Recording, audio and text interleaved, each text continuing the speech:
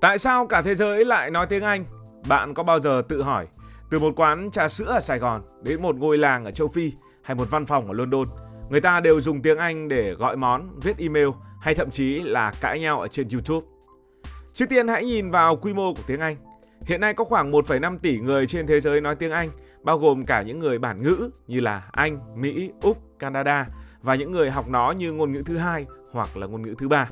Để dễ hình dung, nếu bạn xếp tất cả những người nói tiếng Anh thành một hàng, đó sẽ là một hàng dài từ trái đất đến sao Hỏa và thậm chí vẫn còn dư ra rất nhiều người. Tiếng Anh là ngôn ngữ chính thức ở hơn 70 quốc gia, từ những nước rất lớn như Ấn Độ với hơn 1,4 tỷ dân, Nigeria với khoảng hơn 200 triệu dân, cho đến những đảo quốc bé xíu như là Maldives hay là Vanuatu ở Thái Bình Dương. Nhưng điều thú vị là ngay cả những nước không dùng tiếng Anh làm ngôn ngữ chính thức như là Nhật, Brazil hay Việt Nam thì tiếng Anh vẫn xuất hiện khắp nơi, ở trên biển quảng cáo, trong các bài hát hay trong những lớp học đông nghịt học sinh. Bây giờ nếu bạn đi du lịch ở một nơi nào đó và một quán ăn thì menu sẽ thường có cả tiếng Anh. Hay bật Netflix ở Hà Nội, hàng loạt phim và show đều có phụ đề hoặc lồng tiếng Anh. Thậm chí khi bạn chơi game online, đồng đội từ khắp nơi trên thế giới cũng sử dụng tiếng Anh để giao tiếp. Tiếng Anh không chỉ là ngôn ngữ, nó gần như là mã giao tiếp toàn cầu. Vậy làm sao một ngôn ngữ từ một hòn đảo nhỏ ở châu Âu lại thống trị cả thế giới? Để trả lời, chúng ta phải quay ngược thời gian về thời của những con tàu buồm và những cuộc chinh phục. Câu chuyện bắt đầu từ nước Anh, một hòn đảo nhỏ bé ở góc Tây Bắc châu Âu. Vào thế kỷ 16-17, nước Anh vươn lên trở thành một đế quốc hùng mạnh, được mệnh danh là đế quốc mà mặt trời không bao giờ lặn. Họ gửi những con tàu buồm vượt đại dương và chinh phục những bến bờ của thế giới. Họ thiết lập những thuộc địa ở khắp nơi, Bắc Mỹ, châu Phi, Ấn Độ, Đông Nam Á và cả châu Đại Dương. Và mỗi nơi họ đặt chân đến, họ mang theo ngôn ngữ của mình, đó là tiếng Anh. Cảnh tượng khi xưa có thể sẽ như thế này. Vào quãng thế kỷ 17, một nhóm thủy thủ Anh đã cập bến Ấn Độ. Họ lập ra công ty Đông Ấn, một công ty thương mại rất quyền lực. Để giao dịch với người dân địa phương, họ dạy một số từ tiếng Anh cơ bản. Dần dần, tiếng Anh trở thành ngôn ngữ của thương mại, quản lý và giáo dục ở khắp các thuộc địa.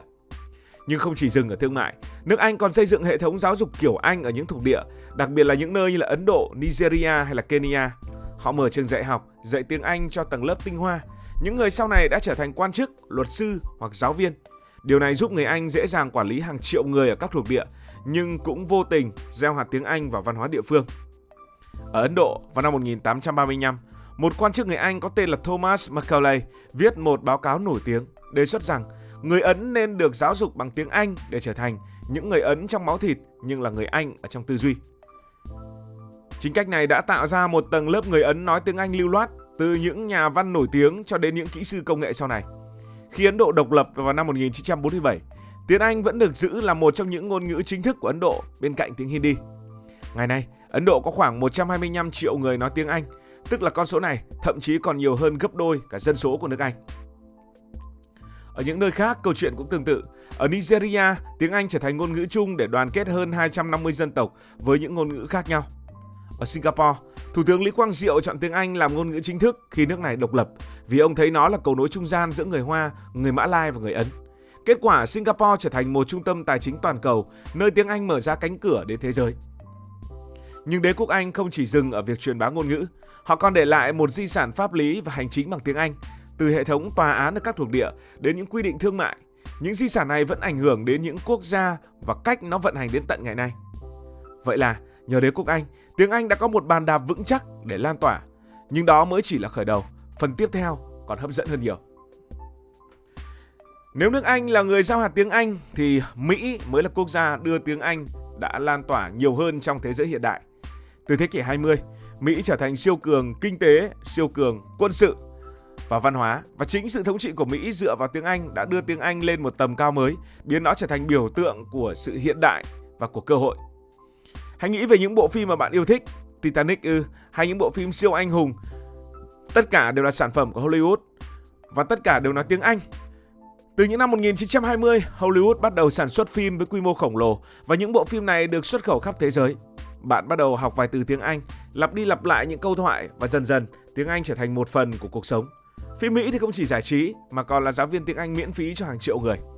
Ngày nay Hollywood vẫn thống trị, hơn 70% doanh thu phòng vé toàn cầu đến từ các bộ phim nói tiếng Anh, chủ yếu là từ Mỹ. Nhưng phim ảnh thì cũng chỉ là một phần.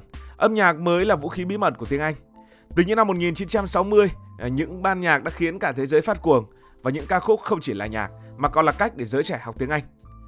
Đến thế kỷ 21, âm nhạc Mỹ tiếp tục thống trị và âm nhạc Hàn Quốc cũng đã lên ngôi. Hàn Quốc dù K-pop đã rất nổi tiếng và nhiều fan K-pop thậm chí phải học tiếng Anh để hiểu lời của một vài bài hát khi các nhóm hát những ca khúc hoàn toàn bằng tiếng Anh. Thậm chí các idol K-pop còn dùng tiếng Anh để giao lưu với fan quốc tế. Âm nhạc là cầu nối và tiếng Anh chính là ngôn ngữ của cây cầu đó. Nhưng cú hit lớn nhất của tiếng Anh chính là công nghệ. Từ những năm 1980, những công ty như là Microsoft, Apple, Google và Facebook đã định hình thế giới hiện đại. Hệ điều hành Windows tất nhiên là tiếng Anh, iPhone giao diện chính là tiếng Anh, YouTube, Instagram, X nội dung chủ yếu bằng tiếng Anh. Hiện nay khoảng 60% nội dung trên Internet là bằng tiếng Anh, dù chỉ 25% người dùng Internet là những người bản ngữ tiếng Anh. Công nghệ không chỉ lan tỏa tiếng Anh mà còn khiến nó trở thành một ngôn ngữ mặc định của tri thức và sáng tạo. Nếu bạn là một lập trình viên ở Việt Nam, bạn phải đọc tài liệu tiếng Anh để học các ngôn ngữ lập trình. Nếu bạn là một YouTuber, bạn cần biết tiếng Anh để tối ưu hóa SEO và tiếp cận khán giả toàn cầu. Tiếng Anh chính là visa để bước vào thế giới số. Và điều quan trọng hơn, tiếng Anh là ngôn ngữ của tiền bạc và tri thức. Nếu bạn muốn kiếm tiền hoặc trở thành chuyên gia trong lĩnh vực của mình, thì tiếng Anh gần như là điều bắt buộc. Nếu bạn là một doanh nhân Việt Nam muốn bán cà phê ra thị trường châu Âu, bạn sẽ viết email bằng ngôn ngữ gì? Chắc chắn là tiếng Anh. Tiếng Anh là ngôn ngữ chính trong thương mại quốc tế. Những hợp đồng, thỏa thuận, hội nghị kinh doanh thường dùng tiếng Anh để mọi người từ những nước khác nhau có thể hiểu nhau. Ví dụ như là hàng không chẳng hạn. Tất cả các phi công và kiểm soát không lưu trên thế giới phải giao tiếp bằng tiếng Anh theo quy định của Tổ chức Hàng không Dân dụng Quốc tế. Điều này bắt đầu từ sau Thế chiến thứ hai, khi Mỹ và Anh dẫn đầu ngành hàng không và họ áp đặt tiếng Anh làm ngôn ngữ chung để đảm bảo sự an toàn. Hàng hải cũng tương tự, các thủy thủ trên tàu container từ Singapore, Rotterdam hay bất kỳ một cảng nào khác đều dùng tiếng Anh để liên lạc. Trong ngành du lịch, hướng dẫn viên ở bất kỳ một quốc gia nào khác cũng đều phải biết tiếng Anh. Thậm chí các hội chợ triển lãm quốc tế dù được tổ chức ở đâu thì tiếng Anh cũng luôn là ngôn ngữ chính để những công ty trình bày sản phẩm. Trong thế giới khoa học, tiếng Anh là vua. Hơn 80% các bài khoa học bắt đầu được xuất bản bằng tiếng Anh. Nếu bạn là một nhà nghiên cứu ở Trung Quốc, Brazil hay Việt Nam, chắc chắn bạn phải viết bài bằng tiếng Anh để công bố trên những tạp chí uy tín. Điều này bắt đầu từ thế kỷ 20, khi Mỹ và Anh trở thành trung tâm nghiên cứu khoa học toàn cầu. Những trường đại học hàng đầu như là Harvard, Oxford cũng dạy chủ yếu bằng tiếng Anh. Kết quả, sinh viên từ khắp nơi đổ về đây học và mang theo tiếng Anh trở về quê nhà của mình.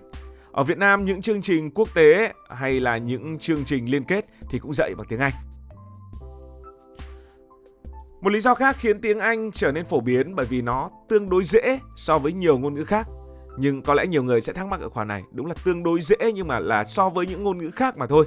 Ví dụ tiếng Anh không có giống đực cái như trong tiếng Pháp, cũng không có hệ thống chia động từ quá phức tạp như tiếng Tây Ban Nha hay là tiếng Nga. Tiếng Anh cũng mượn từ nhiều ngôn ngữ khác nên nếu bạn biết một ngôn ngữ châu Âu, bạn có thể thấy nhiều từ rất quen. Và tiếng Anh thì dùng bảng chữ cái Latin giống nhiều ngôn ngữ khác. Nếu bạn học tiếng Trung, bạn phải nhớ hàng nghìn ký tự, Hán tự. Nếu bạn học tiếng Ả Rập, bạn phải học một hệ thống chữ viết hoàn toàn mới. Với tiếng Anh, 26 chữ cái là đủ. Nhưng công bằng mà nói, tiếng Anh cũng có những cơn ác mộng. Tiếng Anh có khoảng 170.000 từ đang được sử dụng, nhưng một người bản ngữ trung bình chỉ dùng khoảng 20.000 cho đến 30.000 từ. Điều này có nghĩa là bạn không cần học hết cả kho tàng từ vựng để giỏi tiếng Anh.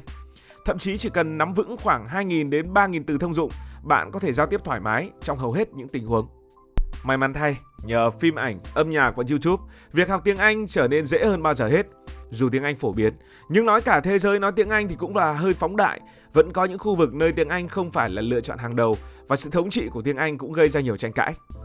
Với dân số 1,4 tỷ người, tại Trung Quốc, tiếng quan thoại là ngôn ngữ chính và nhiều người không nói được tiếng Anh. Dù tiếng Anh vẫn được dạy ở trong trường, nhưng với nhiều người, nó chỉ là một môn học, không phải là một công cụ giao tiếp hàng ngày. Những nền tảng mạng xã hội của Trung Quốc thì chủ yếu dùng tiếng Trung. Ở Nga và Đông Âu thì tiếng Nga vẫn thống trị, thuộc Nga và các nước Liên Xô cũ.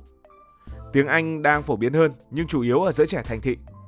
Ở Trung Đông, tiếng Ả Rập là ngôn ngữ chính và tiếng Anh thường chỉ được dùng trong kinh doanh, du lịch hoặc giáo dục cao cấp.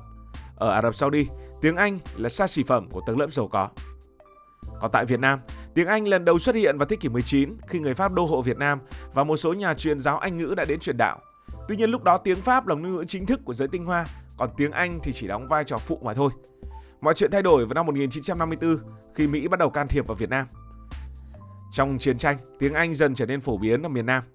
Đặc biệt là Sài Gòn, binh lính Mỹ, cố vấn quân sự và văn hóa Mỹ mang theo tiếng Anh qua phim ảnh, âm nhạc và cả những quán bar trên đường. Sau năm 1975, khi đất nước thống nhất, tiếng Anh tạm thời bị lu mờ vì tiếng Nga và tiếng Pháp được ưu tiên sử dụng trong giáo dục để hợp tác với Liên Xô và các nước xã hội chủ nghĩa.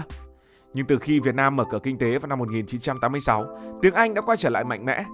Người ta nhận ra rằng để hội nhập với thế giới, tiếng Anh là chìa khóa không thể thiếu.